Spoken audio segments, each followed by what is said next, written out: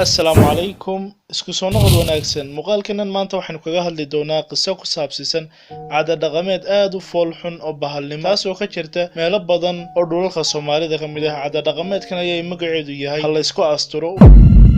waxaan filayaa inaad fahantay qisadana maanta ayaa waxa ku saabsan tahay gabadhii ugu horeysay ee ka soo horjeesatay dalkaas Talyaaniga caadadan aad ka u foosha xun ee hal isku asturo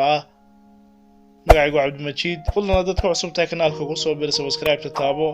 like na taabo hadii uu ku cajabay muuqaalka hadii uu ku cajabayna dislike aynu guda galno muuqaalkeena maanta. For the record, I'm done trying to make y'all comfortable. For the record, you ain't trying to grow, then it's done for you. For the record, lab on me going all the way.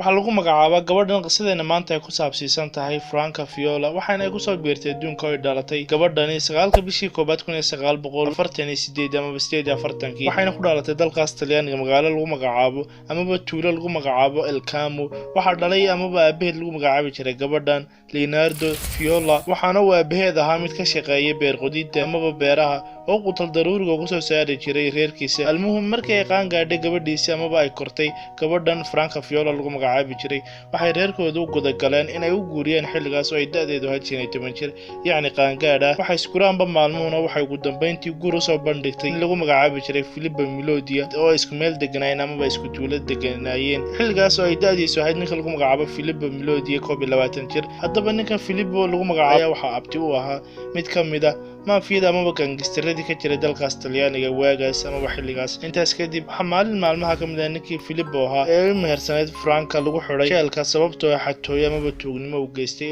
balse markii uu maqlay Franca aabaheed inuu xiran yahay ninkii ay mehersaneed intiisa uguna xiray xatooyo ama tuugnimo sababtaasna uu galay jeelka waxa uu dib uga laabtay go'aankiisii ahayd siinta inantiisa Franca ama guurintii inantiisa oo aanu guursan ninkan tuugaahay inantiisa kadib waxa iskuraanba maalmuhu ninkii Filippo ahaa waxa uu ka soo baxay jeelkii muddo yar kadib waana uu iskaga baxay dalkii Talyaaniga gabi ahaantiiba waxaana uu aanbabaxay ama aaday dhankaas iyo dalka Jarmalka oo iskaga noolaa haddaba sanadku markuu ahaa 1965 ayaa Franca waxa uu aabaheed u meheriyay mar kale nin kale balse ninkii Filippo ahaa markuu maqlay in ay Franca loo meheriyay nin kale ma uusan cajabin warkaasi waxaana uu degdeg uga soo tagay dalkaas Jarmalka waxaana uu dib ugu soo laabtay dalkii Talyaaniga iyo meeshii ay ku noolayd Franca waxaana uu ninkii Filippo bilaabay inuu daba taagnaado meel kasta ay joogto Franca oo waliba dhibaateeyo iskaba dhaaf Franca oo kaliya xitaa waxa uu hanjabaad joogto ah ku hayay familkii iyo qoyskii ay Franca ka dhalatay haddaba sanadku markuu ahaa 1965 December 26 subax hore ayaa ninkii Filippo ahaa waxa uu dul yimid ama uu yimid gurigii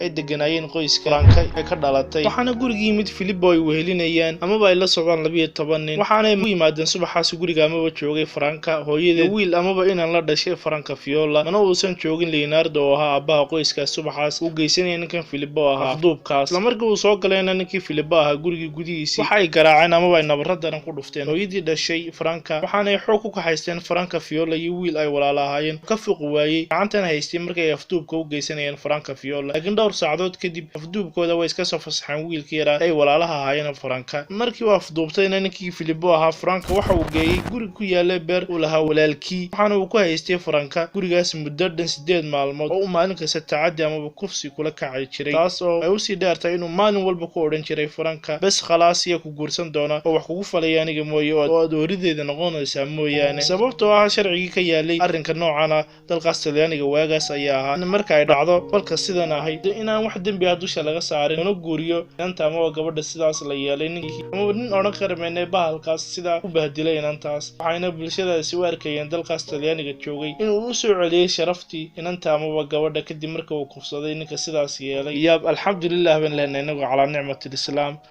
intaas kadib sanadku markuu ahaa 1965 December 31 ayaa ninkii Filippo ahaa waxa uu soo wacay odaygii dhalay Franca lagu magacaabi jiray Leonardo waxaana uu ka dalbaday ama uu ku amray inuu soo saaro warqad xaqiijinaysa in Franca si iskeeda iyadoo ay ula baxsatay Filippo kadibna uu guursaday marka uu soo daayo ileen option kale ma banaana ama ma haye almuhim waxa uu aabihii dhalay gabadhan lagu magacaabo Franca uu iska dhigay mid waafaqay warqadaas si marka uu soo doonto askarta oo diyaarsanayd ay u qabato una mariso ciqaabta uu mutaystay ninkii lagu magacaabo Filippo dabcan sidii qorshahu ahaa ayaa u dhacday sanadku markuu ahaa 1966 labada bishii koowaad ayaa soo daayay Franca ninkii afduubtay ee Filippo lagu magacaabi jiray waana la xiray isla markii uu soo doonanayo warqada iyo 12 nin ee kale ee kula socday afduubka waxaana waa baheed go'aan ku gaadhay inuu ayido oo uu taageero go'aanada ay qaadanayso amaba ay gaadhayso Franka waxaana ay sheegtay in aysan ninkan amaba halkan oori amaba xaasu noqon doonin sharcigan ay la tiigsanayso waxayna halkaas ku noqotay gabadhani Franca Fiola gabadhii ugu horeysay ee dalkaas Talyaaniga ka hor timaada dhaqameedkaas foosha xun ee la isku astura ah korimaadkaasna waxa uu sababay gabadhii Franca iyo qoyskeedii inay bulshada dalkaas Talyaaniga in ay ku fiiriyaan il xun oo ay gooni u soocaan ilaa waxay ka hor yimaadeen dhaqameedka ay lahaayeen ilaa ugu dambeyntii sanadku markaa 1981 sharciga amaba dastuurka dalkaas Talyaaniga laga saaray qodobkaas ninka u banaanaya inuu ku kaco falkaas foosha xun ee ah kufsiga waxaana maxkamaddu kadib report amaba dacwadii Franca ay u goysay ninkii Filippo amaba ay ku xukuntay 12 sano oo kaliya halka 12 nin ay ku wehelinayeen falkan afduubida kalena ay mid 4 sano ku xukuntay sanadku markuu 1968 ayaa waxay Franca sitay mar kale wiil ay ciyaalnimadii saaxiib ahaayeen ninkaas oo lagu magacaabi jiray Joseph Pirio taasoo ay la qaybsatay nolosha uguna wehelyeelay waraabayaashii wadooyinka marayay waxaana ugu ballan qaaday Joseph Franca in uu garabkeeda ahaanayo nolosha inta ka dhiman ilaa maantana way nooshahay gabadhii lagu magacaabi jiray Franca Fiola waxayna ku guuleysatay shahaado sharaf iyo badan kadib ka soo horjeesadkii wixii lagu la kacay waxaana ay qisadeeda laga sameeyay filimo badan ugu dambeyntii fariintan ku soo gabagabeynayna muuqaalkeena maanta waxay tahay marnaha ka aamusin xaqaaga adigoo ka baqaya waxay bulshada amaba dadku ka oran doonaan fadlan aynu joojina gaar ahaan aabayaasha amaba waalidiinta dhammaantood dhaqameedkan bahalnimada ee la isku astura ah ee aad ku duudsinaysaan gabadhaada amaba inantaada xaqeedii adigoo dadka ka baqaya Allah inuu ka cabsano kullukum raacin wa mas'uulun can raaciyatihi